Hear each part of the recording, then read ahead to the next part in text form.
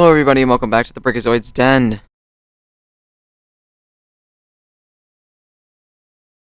Today I am here to talk about Amphibia. The new episode just came out. I just finished watching it, and I have to say this was pretty good.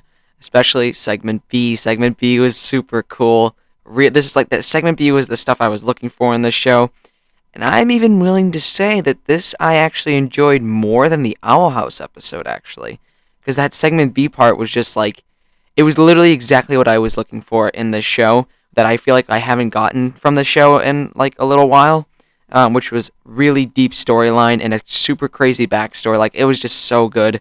And segment A was good too. It was more like a kind of just another trying to get more people to join like the Resistance episode, which was fine. It was fine. It kind of gave me like Midsommar vibes, which was kind of weird. I don't know.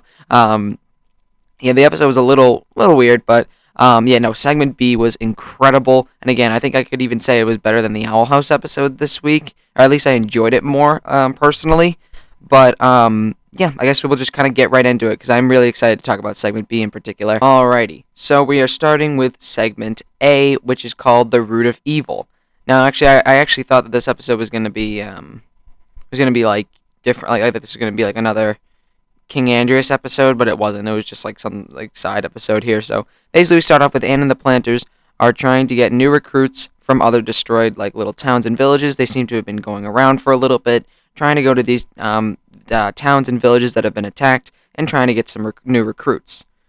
Hop Pop tries to impress these new recruit people with plants and gardening, but they are not too interested, and instead Anne decides to use Foggle, who is now super buff and strong, to impress the town and have them join the resistance.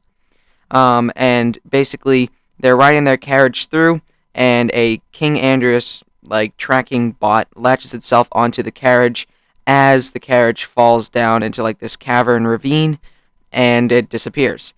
Then the group wakes up in this freaky room wearing these dresses, again very Midsommar-esque to me, with the dresses and things like that.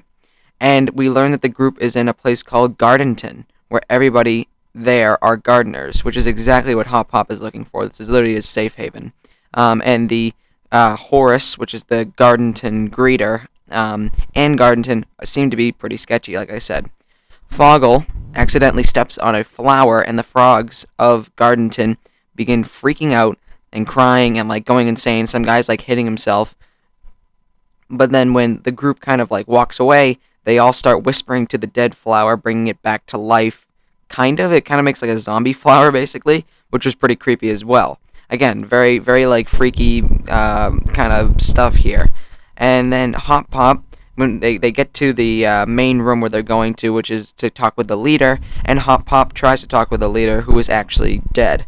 And he's like a shadow basically. You couldn't see him; he was in the dark, but he ends up being actually dead already. And we learn that the actual leader is Apothecary Gary, and Gary uses his spores on the people of Gardenton to help them become better gardeners. So it's like a symbiotic relationship, I think they called it. Apothecary Gary controls this beetle named Jeremy, I think it was, and basically he makes more spores for the garden people of Gardenton, and then that makes them better gardeners. And Foggle and the planters try to escape, but then get caught up in vines while finding Bessie the snail and their carriage.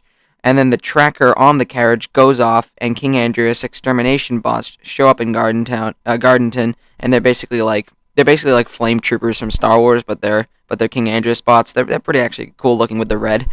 And Foggle and the planters escape, but Hop Pop wants to go back and help them, so they do. So we have a fight with Gardenton and the planters, Foggle and Anne, fighting all of King Andrias' extermination bots, and everybody works together to destroy the whole extermination team. And then Hop Pop eventually convinces Gardenton, mainly Apothecary Gary, to join the resistance and help them all out. And apparently there might be another Gary mushroom out there that King Andrias is using to control the creatures of Amphibia. As Apothecary Gary said that he was going to join the resistance, and shows Gary a picture of one of the creatures with a helmet on, and apparently they might be using spores to control these creatures. So again, there might be another mushroom out there that is creating spores to control the creatures of Amphibia. So that was a little interesting little part of the storyline to explore. But that was it for segment A. Now I want to get to the real good stuff, which is segment B. I mean, there's just so much to talk about. I don't even think I wrote it all down. I think I'll have to like take a minute to go back through my memory and like remember all the things that happened. So very important stuff here. Alrighty, here we are, segment B, which is called The Core and the King. So King Andrias and the Core, or Marcy, or what did they say, Darcy as well for Dark Marcy. They just kind of talk, and the Core we learn that the Core has some of Marcy's quirks. And basically, when they're walking through the hallway, King Andrias and the Core pass by a picture, and we get a King Andrias backstory episode, basically. So Andrias used to have a team of people with him, which was Leaf, who kind of seemed like, or Andrias kind of seemed to have some sort of crush on Leaf, and also Beryl the Toad, which we learned about because he's the Toad who owned Beryl's hammer, which is what Grime has now. Or I think Grime has it, right? I believe it was Grime who has it. And it was Beryl the Toad who owned. That was his barrel. That was his weapon. Was that hammer? And basically, Andrias' dad wants Andrias to drop his friends when he becomes king, because now King Andrias' dad is getting older. I don't remember. I didn't catch King Andrias' dad's name. Obviously, it would be King something, but I don't know what it was. But King Andrias' dad is getting older. He has the core in his crown, which I thought was pretty interesting. And he seems to be maybe the one who I don't know if he actually built the core, but it seems like the core has been used to run Amphibia for a long time, it seems. Because King Andrias' dad actually shows Andrias the core, like the full core machine. But King Andrias' dad is getting older, needs someone to take up the mantle of the throne, and Andrias is obviously next in line. Currently, he's just a prince, I believe. And King Andrias' dad says that he's got to drop his friends when he becomes king, because they're going to start asking for favors. They're going to try and use him because he's king, and that shouldn't be flying here in Amphibia.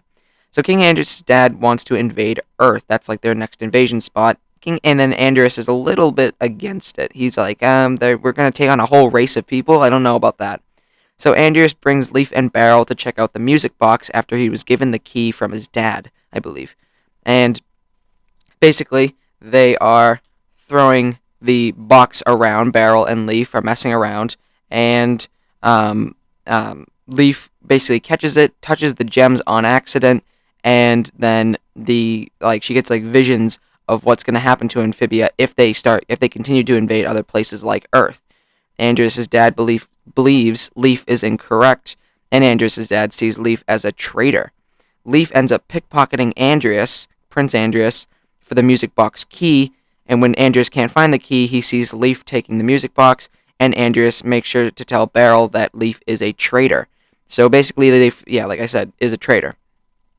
Andrias starts to get really frustrated. This seems to be where a lot of his anger comes from, is that basically his friends turned on him, and when he thought that they would never.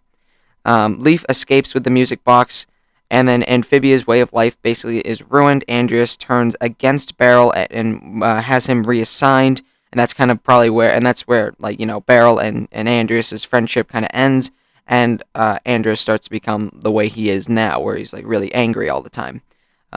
Beryl, I believe, is already dead. I don't think he's coming back at all. I think Beryl is already dead because they have Beryl's hammer. So yeah, I think he died. I don't know about Leaf though. I don't think I remember ever seeing Leaf in any other episodes, but I could be wrong. But yeah, basically Andrias turns against Beryl, has him reassigned. King Andrias' end flashback there. The flashback ends, and then King Andrias' dad is actually in the core. We learn that the core is actually storing a bunch of Andrias' ancestors' memories and stuff like that. And basically the core in the present day world, which uses Marcy's body as the host, is using the core has King Andrias' dad's, I don't know, what would it be, mind uploaded to it. So basically King Andrias' dad can talk to Andrias, which is really crazy. It was pretty cool. But yeah, that was a lot of stuff in segment B. Alright, so that was the Amphibia episode of today. Again, I kind of thinking it was maybe a little bit more interesting than the Owl House episode today. I don't know. I really like to see the big storylines. I like to talk about or hear about the Emperor's Coven storyline, which is clearly the main storyline, the Day of Unity, basically. Which again, I think next week for Owl House Hollow Mind is going to really open up that storyline a lot and learn about Bellis and stuff. But anyways, and this episode here as well, learning about King Andrias, like the main villain, that is incredible to me. I love that kind of stuff, and also the core, I guess, as well. So it kind of seems like, based off of this episode, the core and the king, or the segment, I should say, the core and the king, that maybe King Andrias might get a redemption arc, or maybe it's going to be one of those things where King Andrias like sacrifices himself to destroy the core or something like that.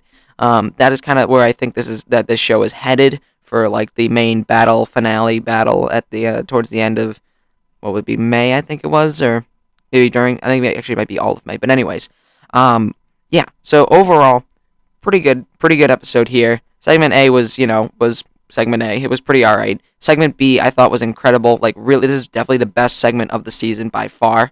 And definitely probably the best episode of the season by far, just because of that segment. It was just so interesting, and I love to see that stuff.